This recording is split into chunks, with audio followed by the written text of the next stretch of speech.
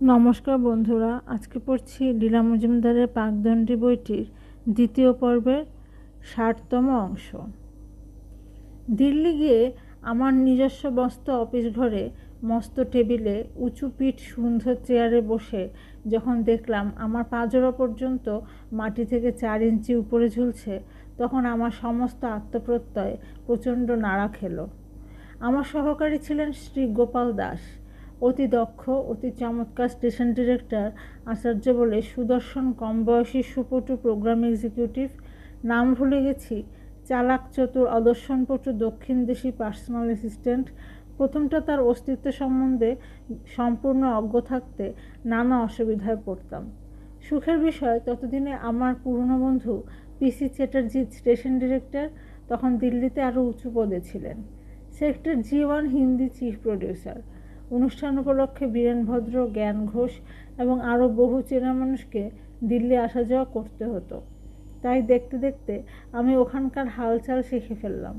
ক্রমে বুঝলাম ভারত সরকারের নীতি হলো সব বড় ব্যাপারে সব রাজ্যই যেন প্রতিনিধিত্ব পায়। গোপাল দাস বুঝিয়ে বললেন যে অবাঙালিরা ভাষণটি লিখলেও তথ্য সংগ্রহ করে দেবার জন্য রবীন্দ্র সাহিত্যে পণ্ডিত এমন সব মানুষকে কন্ট্রাক্ট দেওয়া হয়েছে, যেমন রবীন্দ্রনাথের জীবন দর্শন বিষয়ে।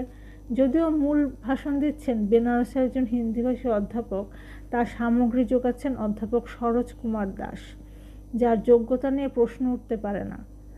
কথাটা এত বেশি সত্য যে মনটা বড় খারাপ হয়ে গেল।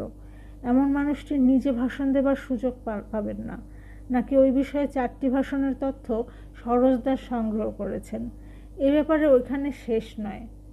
পরিণামটির কথা ভাবলে বোঝা যাবে তখনকার পণ্ডিতদের আর লেখকদের সাহিত্যের প্রতি কী গভীর শ্রদ্ধা ছিল।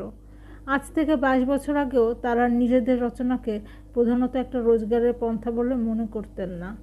তবে জিনিসপত্রের দামও ছিল এখনকার 1/5 থেকে 1/10 কিংবা আরও কম।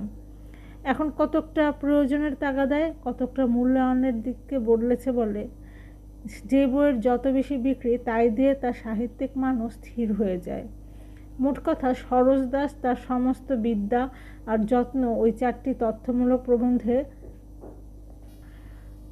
ঢেলে দিয়েছিলেন যৎসামান্য পারিশ্রমিক নিয়ে।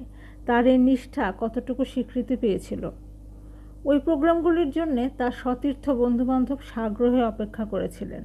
কাজের সময় দেখা গেল প্রবন্ধগুলি ভাষা ভাষা, অগভীর ভাষণ মাত্র।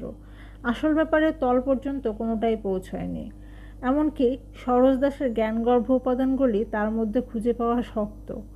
যেটুকু ছিল তাও ইংরেজিতে ভাষান্তরের ফলে ঠিক চেনা যাচ্ছিল না।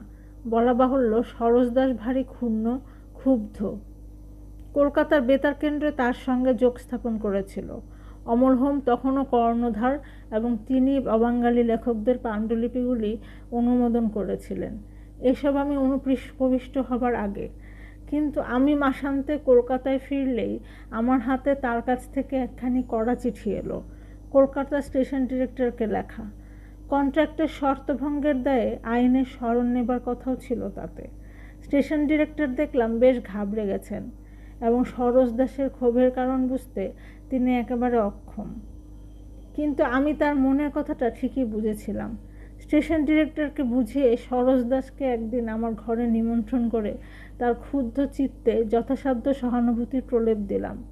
সব লেখকরাই স্পর্শকাতর হন, অনাদরে সকলেই বেদনা বোধ করেন, যদিও কড়া চিঠি সকলে লেখেন না।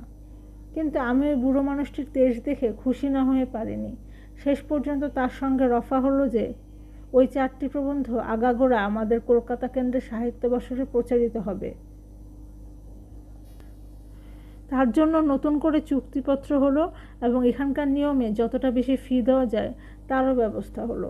এ ব্যাপার থেকে আমার শিক্ষা হলো যে কোনো সরকারি সংস্থার মূল্যায়ন আর সাহিত্যিক বা সাহিত্যপ্রেমিকের মূল্যায়ন এক হয় না। এর 2 বছর পরে আমার নিজেরও একটা এই ধরনের অভিজ্ঞতা হয়েছিল।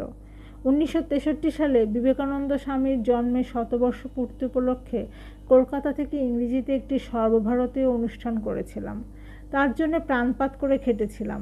বেলুড় মঠের আর রামকৃষ্ণ কালচারাল ইনস্টিটিউটের কর্তৃপক্ষের কাছে যথেষ্ট উপদেশ ও সাহায্য পেয়েছিলাম। খুব যত্ন করে প্রায় 1 ঘন্টার অনুষ্ঠানটি টেপ করা হলো। যারা কণ্ঠ দিলেন তাদের চেষ্টার আর শ্রদ্ধার তুলনা হয় না। 23শে জানুয়ারি প্রোগ্রামটি প্রচারিত হলো। তখন দিল্লিতে ডিরেক্টর জেনারেল ছিলেন মিস্টার ভাট। 1961 সালে তার কাছ থেকে অনেক সহানুভূতি ও সহযোগিতা পেয়েছিলাম।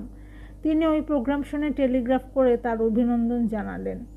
হিমালয়ের কোনো সামরিক ঘাঁটি থেকে একজন বাঙালি জওয়ান লিখলেন, এখানকার জীবনযাত্রা এমন যে আমি ক্রমে ভগবানের মঙ্গল বিধানে আস্থা হারাচ্ছিলাম। বেতারের অনুষ্ঠানটি শুনে আমার আবার ভগবানে বিশ্বাস ফিরে এলো।